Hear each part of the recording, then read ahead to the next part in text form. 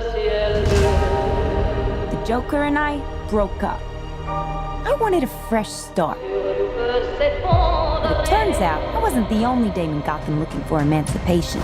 Miss Quinn, she belongs to me.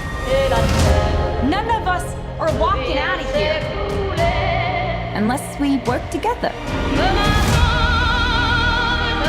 With you. You gotta be kidding me.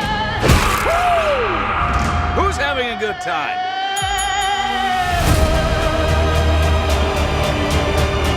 I'm the one they should be scared of. Not you, not Mr. J. Because I'm Harley freaking Quinn. Get ready, ladies.